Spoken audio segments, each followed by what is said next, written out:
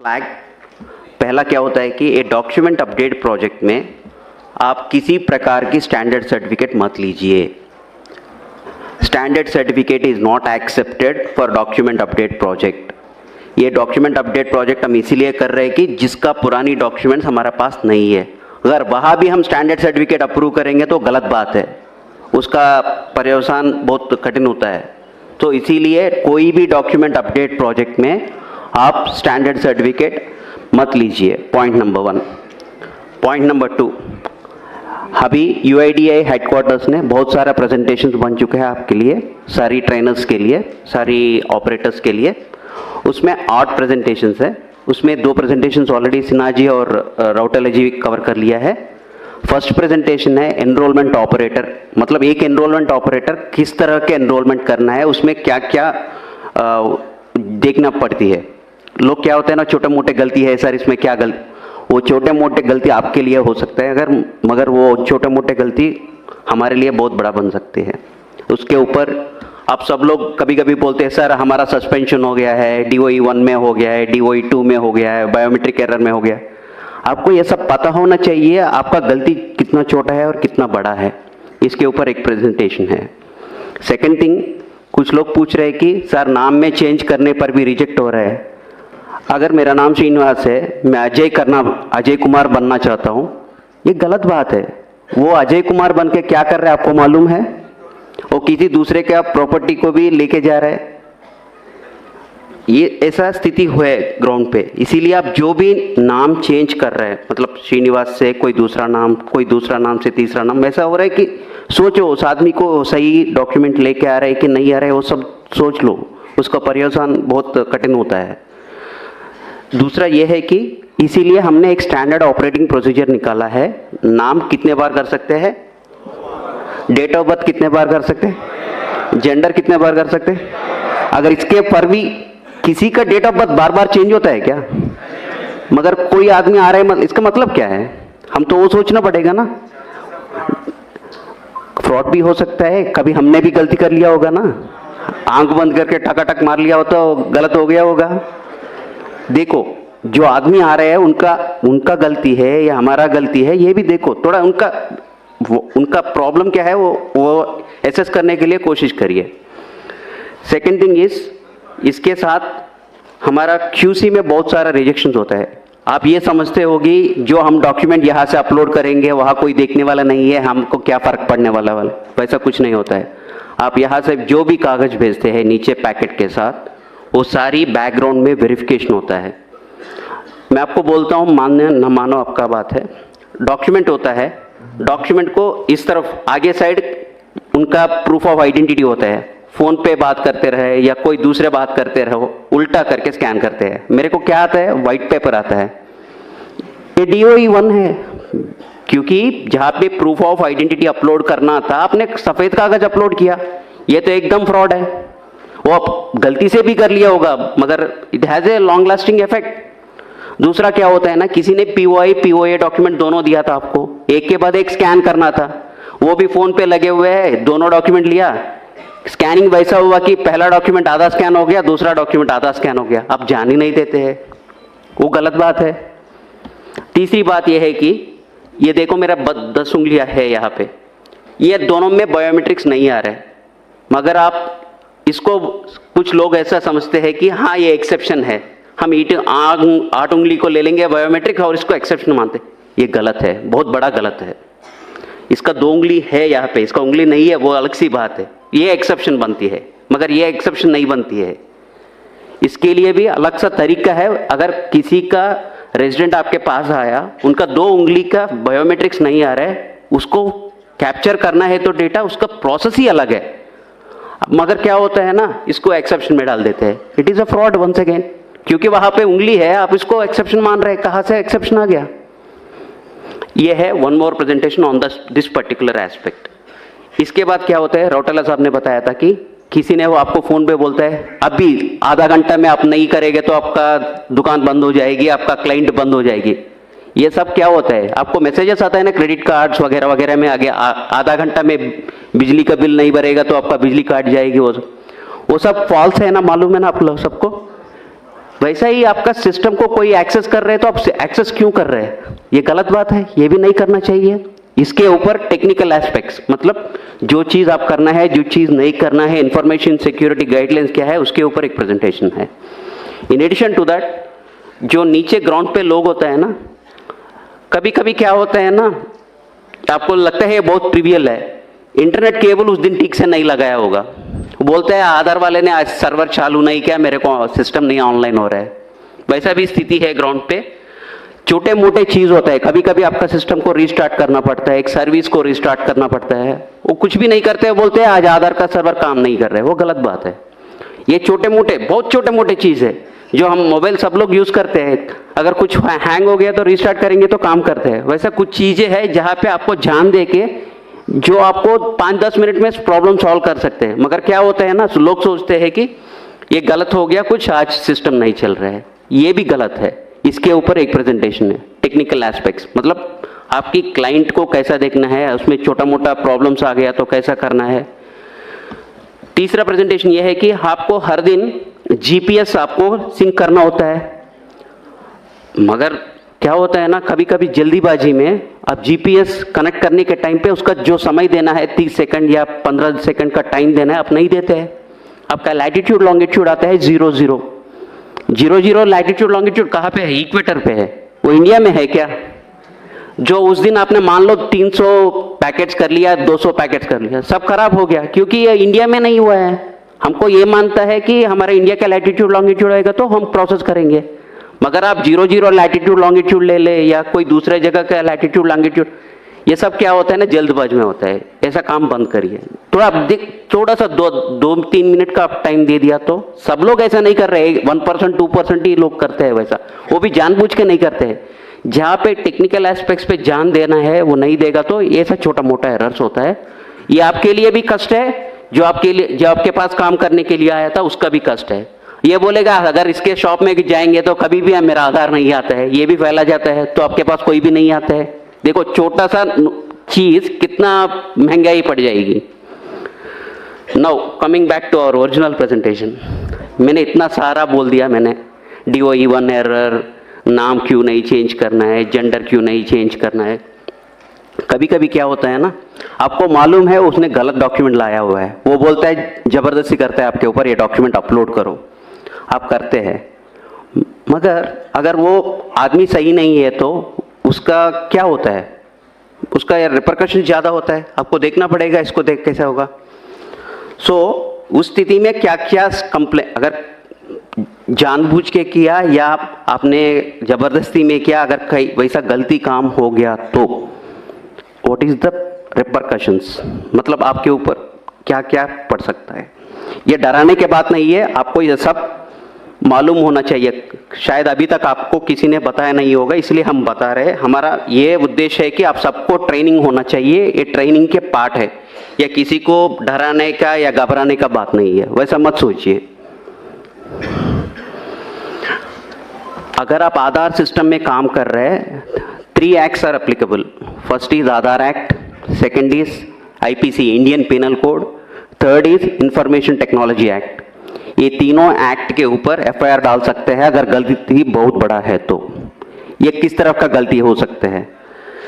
पहला वाले unauthorised operator, अगर किसी सेंटर पे, आधार सेंटर पे आपका बॉस बाहर जाते हुए आपको गम्मी फिंगर दे के जाते हैं, वो यूज करते पकड़े गए तो section 36 and 42 of Aadhaar act, section 66 of IT act, section 419, 420, 468, 471 IPCR चालू हो सकता है। ये इसके कुल मिला के 14 साल हो सकता है। तो ये ऐसा कभी सोचना मत, मतलब अगर किसी ने भी आपको बोलेगा अरे यार मैं भाई 1 घंटा के लिए बाहर रहा हूँ, ये गम्मी फिंगर ले लो, काम करो, मना कर लो, बिल्कुल मना कर लो। वैसा काम बिल्कुल ही नहीं करना है, सोचना भी नहीं है। आपको कभी कभी क्या होता है ना, आपको CSC सेंटर होता है कई सेंटर पे, उस दिन घर में कुछ शादी है, कुछ काम है, क्या करते हैं, हाँ यार सिस्टम लेके घर में करेंगे, क्या फर्क पड़ेगा। हमको सब पता चलता है आपका सिस्टम कहाँ होना है। आप सुबह सुबह GPS सिंक करते हैं ना, तब मेरे को पता चलता है आपका सिस्टम कहाँ पे है। वो सिस्टम से मैं सोचता हूँ ये यहाँ पे है या कहीं दूसरा जगह काम कर रहा है। मतलब जहाँ पे आप काम करना चाहिए वही काम करना है। अगर सिस्टम लेके घर में करो या राजस्थान ऑपरेटर जाके दिल्ली में काम करो, दिल्ली वाले जाके जम्मू कश्मीर का काम करो, वैसा नहीं करना चाहिए। अगर उस तरह का काम करेगा तो फिर से उसके ऊपर ये सारी सेक्शंस चालू हो सकता है। ये सब मत करना है। Next one is ECMP client operator compromised. ये देखो अभी बोल रहा हूँ मैं, आप किसी को आपका रिमोट डेस्क दे दिया, आपने आपका सिस्टम को कॉपी कर लिया, इसमें आपको कोई दोष नहीं है, गलती नहीं है, मगर क्या हो गया, आप उसका पार्टी बन गया। आप वो सिस्टम का आपका सिस्टम्स डिटेल्स लेके कहीं दूसरे जगह सिस्टम चल रहा है, उसको जवाब कौन देने पड़ेगा? आप लोगों को ही देना पड़ेगा। किसने बोला आपको देने को? आपने उस समय क्यों नहीं सोचा था ये सिस्टम देना है, ये सही आदमी है, गलत आदमी है, कौन है, सोचना पड़ेगा ना उस वक्त। वो भी नहीं करेगा तो भी उसके ऊपर भी इतना सारा सेक्शंस लागू हो जाएगा। अगर आपके पास बहुत लोग आते हैं, किसी ने, मैं आपके पास आया था, मैं अपना POA डॉक्यूमेंट्स आपको दिया था, आपने मेरा आधार पैकेट बनवाया था।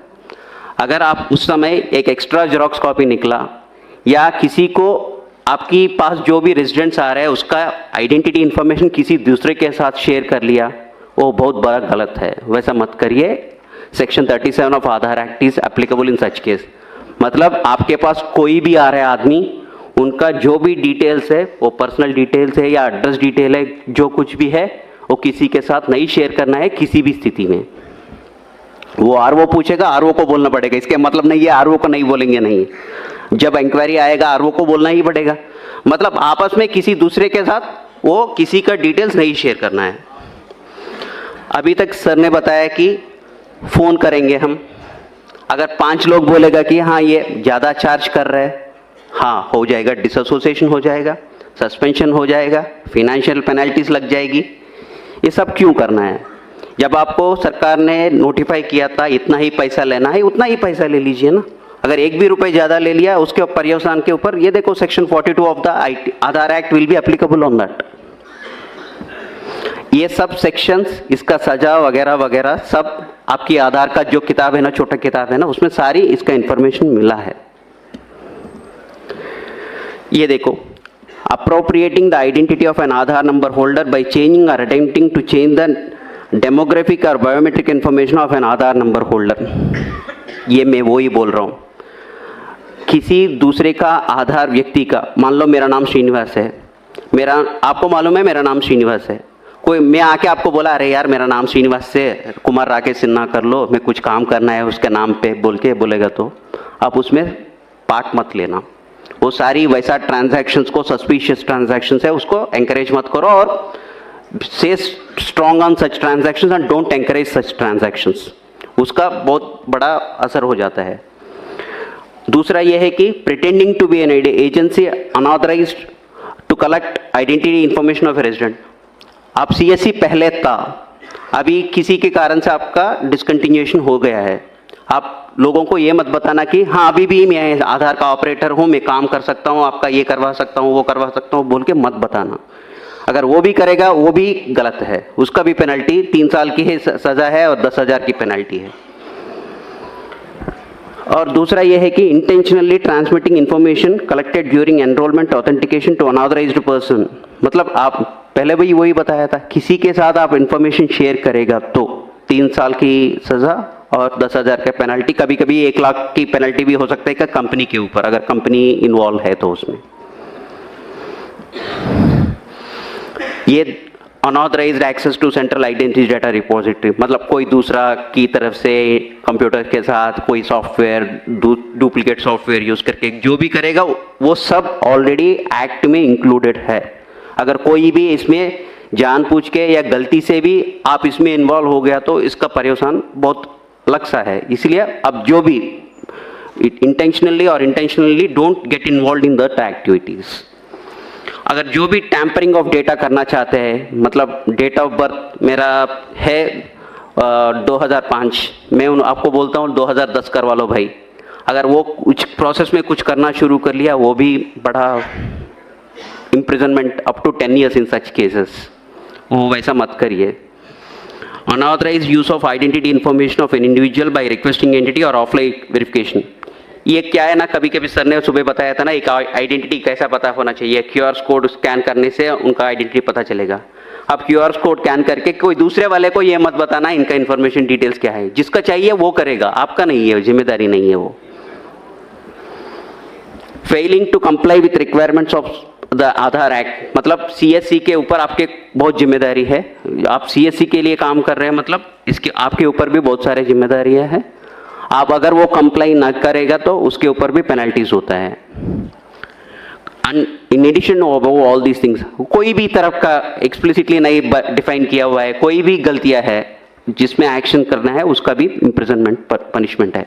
ये आपको सबको पता होना चाहिए, क्योंकि इतना बड़ा प्रोजेक्ट कर रहा है, इसमें कष्ट भी होते हैं और हमारा इसके लाभ भी होते हैं। लाभ हम सबको मालूम है, कष्ट और नष्ट भी सबको मालूम होने से क्या होता है, हम ठीक से काम कर पाएंगे। जो हम सोचते हैं छोटे मोटे गलतियां हैं वो छोटे मोटे नहीं होते हैं, उसका असर बहुत अलग सा होता है। अब तक तो मैं आधार एक्ट का पेनल्टीज बताया था, आधार एक्ट के साथ आईपीसी पेनल्टीज भी चालू होता है कभी कभी। पनिशमेंट फॉर क्रिमिनल कॉन्स्पिरेसी, अगर किसी ने स्टैंडर्ड सर्टिफिकेट दुकानदार वाले से ये करके, हाँ वहाँ जाके स्टैंडर्ड सर्टिफिकेट लेके आइए आपका आधार अपडेट बन जाएगी बोलेगा, वैसा एंकरेज करेगा तो वो भी अलग सी बात है।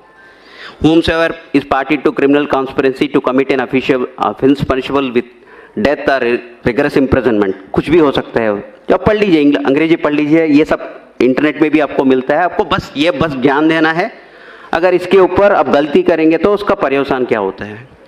Section 419 punishment for cheating by personation, अगर आप किसी का नाम लेके जाके आधार में अपना डिटेल्स अपडेट करके, मैं वही बोल रहा हूँ ना, मैं श्रीनिवास हूँ, राकेश कुमार सिन्हा बनना चाहता हूँ, वो चीटिंग है। अगर वो भी आप भी जानबूझ के या बिना जानबूझ के भी आप उसमें शामिल हो गया, उसका पर्यवसान सीरियस होता है। 420 ये सबको मालूम है, 420 का केस क्या होता है, गलती जो भी किस तरफ की भी गलती करेगा तो वो 420 में आता है। 467 फोर्जरी ऑफ वैल्यूएबल सिक्योरिटी, मतलब आप फोर्जरी करो या डॉक्यूमेंट को, कुछ लोग क्या कर रहे हैं कि जब आशीष हमारा क्यूसी मैनेजर वो यहाँ पे है, लंच के बाद वो एक क्यूसी के ऊपर कौन सी एरर्स होती है वो सब बताते हैं। वो आपके पास बर्थ सर्टिफिकेट लगे एक आदमी आता है, मगर बर्थ सर्टिफिकेट में डेट ऑफ बर्थ में व्हाइटनर लगा के डेट ऑफ बर्थ चेंज किया है, मतलब डॉक्यूमेंट इज टैम्पर्ड। उस डॉक्यूमेंट को एक्सेप्ट ही नहीं करना चाहिए था, मगर लोग देखते ही नहीं है, ध्यान नहीं देते हैं, वो स्कैन करके अपलोड करते हैं, वो DOE 1 में आते हैं। मतलब जो गलती कर रहे हैं उनके साथ आप उनको सहायता कर रहे हो, क्योंकि डॉक्यूमेंट में जब व्हाइटनर लगा के डेट ऑफ बर्थ और नाम चेंज किया हुआ है, आप उस डॉक्यूमेंट को क्यों एक्सेप्ट कर रहे हैं? एक्सेप्ट नहीं करना चाहिए था। ये भी 468 वही है, forgery, the intention of the forgery is for cheating, उसके लिए पनिशमेंट है। 471 यूजिंग ए जेन्युइन फोर्ज्ड डॉक्यूमेंट और इलेक्ट्रॉनिक रिकॉर्ड, मतलब आपको ये मालूम है ये जेन्युइन रिकॉर्ड नहीं है, फिर भी आप यूज कर रहे हैं इसको आधार जनरेट करने के लिए। सर ने बताया था ना सुबह 11% आपका रिजेक्शन हो रहा है, मतलब आप 10 लाख ट्रांजैक्शंस कर रहे हैं, उसमें 1,10,000 ट्रांजैक्शंस आर गेटिंग रिजेक्टेड, उसमें 9% of the documents are rejected for want of the proper documents, list of applicable documents. आप लिस्ट ऑफ एप्लीकेबल डॉक्यूमेंट्स से नहीं करते हो, कोई दूसरा डॉक्यूमेंट लेके करते हो, that is a serious offence. In addition to that, जो मैंने बोला था ना, वो white paper scanning, dual scanning of 2 papers एक साथ, जो टैम्पर्ड डॉक्यूमेंट, कभी कभी नाम में गेजेट नोटिफिकेशन भी एडिटिंग कर रहे हैं एडोब फोटोशॉप के साथ। अगर कोई भी आपके पास गेजेट नोटिफिकेशन लेके आ रहे हैं, आप देख लो वो सही है कि नहीं है, क्योंकि लोग उसके भी फोटोशॉपिंग करके आ रहे हैं। थोड़ा ध्यान से रहिए, वो बहुत बड़ा ये पंगा हो जाएगा। आप जो भी डॉक्यूमेंट, कोई भी प्रकार के डॉक्यूमेंट लेके आपके पास आ रहे हैं, specially name change, date of birth change, gender change का कोई भी आ रहा है, अगर वो कोई भी डॉक्यूमेंट लेके आ रहे हैं और उनका एक्सेप्शन हैंडलिंग प्रोसेस में आ रहे हैं, मतलब उनका इंटेंशन सही नहीं होगा। कभी कभी आप देख लीजिए उनका डॉक्यूमेंट सही है कि नहीं है, अगर आप संतुष्ट नहीं है तो आप सीधा सीधा बोल दीजिए कि सर ये डॉक्यूमेंट से मेरे दुकान में नहीं होगा, मेरे सेंटर में इसका अपडेट नहीं चलेगा। सीधा बताइए, कोई गलती नहीं है उसमें। मगर आप जहाँ आप फील होते हैं कि ये डॉक्यूमेंट करने से मेरे को कोई अच्छा नहीं लग रहा है, मेरे को कुछ डाउटफुल लग रहा है, सस्पिशियस लग रहा है, आप उससे दूर रहिए ना, उसमें इन्वॉल्व ही मत हो जाइए उसमें। नाउ हमने अभी तक आधार एक्ट का कानून का सेक्शन सुन लिया, आईपीसी का सेक्शन सुन लिया, अभी है आईटी एक्ट। ये तीनों एक्ट एक ही साथ लागू होता है। अगर किसी ने गलती किसी प्रकार की भी कर लिया तो तीनों एक्ट एक ही साथ लागू हो सकता है। Section 65 tampering with computer source document, मतलब वही है, कंप्यूटर में स्कैन करके अपलोड कर रहे हैं, वही है। सेक्शन 66 कंप्यूटर रिलेटेड ऑफेंसेस, ये वही है, कंप्यूटर के साथ अगर किसी ने डुप्लीकेट सॉफ्टवेयर बनाया उसके ऊपर काम कर रहे हैं, वो भी एक सेक्शन है। Punishment for sending offensive messages through communication service, आप कभी कभी देख लिया होगा व्हाट्सएप ग्रुप्स में या यूट्यूब वीडियोस में देखा होगा, आप मेरे को 500 रुपये दे दो और मैं आपका DO भी अपडेट करवा लेता हूँ, मैं आपका आधार कार्ड PVC कार्ड बनवा के दे देता हूँ। बहुत सारे वेबसाइट चलता रहते हैं, उसमें आप प्रमोट मत करिए, आप उस वैसा मैसेज कुछ भी आया आप RO को रिपोर्ट करिए, ये आपकी जिम्मेदारी है। वैसा कोई फेक वाला वेबसाइट या SMS या व्हाट्सएप टेक्स्ट मैसेज चक्कर मार रहा है तो आपको जिम्मेदारी है RO को इन्फॉर्म करने के, क्योंकि वो इन्वेस्टिगेट करके उसके जो भी एक्शन लेना है वो करेगा। जब तक आप नहीं बताएगा तो, क्योंकि हमको भी सारी चीज़ें नहीं मालूम पड़ता है, आपका जिम्मेदारी भी है, हमको बताना है ऐसा काम चल रहा है सर, इसको थोड़ा देख लीजिए सर, ये डाउटफुल केस है। This is one more section.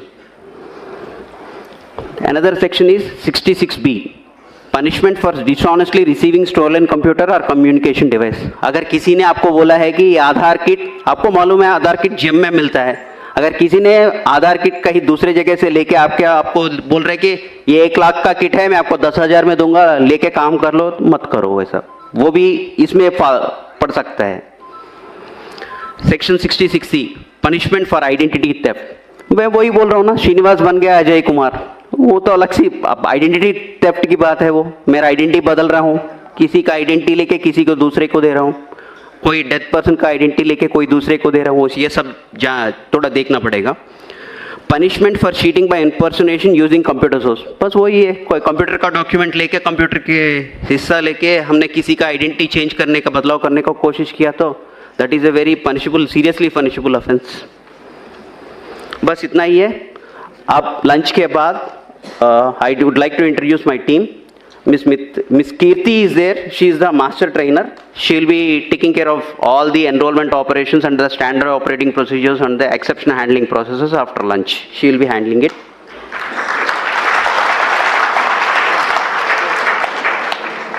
आशीष रंजन है, वो मेरा QC मैनेजर है, वो आपको DOE एरर क्या होता है, किस प्रकार की एरर होता है, आपने कौन सी गलतियां कर रहे हैं, मैं सब लोग नहीं कर रहे होंगे, 1-2 आदमी कर रहे होंगे, मगर गलतियां किस तरह का होता है, DOE एरर क्यों आता है, पहले बायोमेट्रिक एरर क्यों आता है, ये सब आपको एग्जाम्पल के साथ वो एक्सप्लेन करेगा, आशीष रंजन एक्सप्लेन करेगा। उसके बाद जो मैंने बताया था ना टेक्निकल एस्पेक्ट्स, मतलब छोटे मोटे चीजें हैं कंप्यूटर का, वो भी नहीं देखते हैं बहुत लोग, वो देखने का क्या क्या देखना होता है, इंफॉर्मेशन सिक्योरिटी का क्या क्या देखना होता है, वो सब आपको मेरा TT&C टीम वहाँ पे धर्मेंद्र वगैरह है वो लोग बताएगा। आपका इसके साथ लिस्ट ऑफ अप्लीकेबल डॉक्यूमेंट, हम list of applicable documents time to time update करते हैं, इसको आप देखना पड़ेगा, इसके ऊपर आप नज़र रखना पड़ेगा। जो इस लिस्ट ऑफ अप्लीकेबल डॉक्यूमेंट्स है उसी को एक्सेप्ट करना है, कोई दूसरा डॉक्यूमेंट एक्सेप्ट नहीं करना है। मैं फिर से बोल रहा हूँ, डॉक्यूमेंट अपडेट प्रोजेक्ट में स्टैंडर्ड सर्टिफिकेट यूज मना है।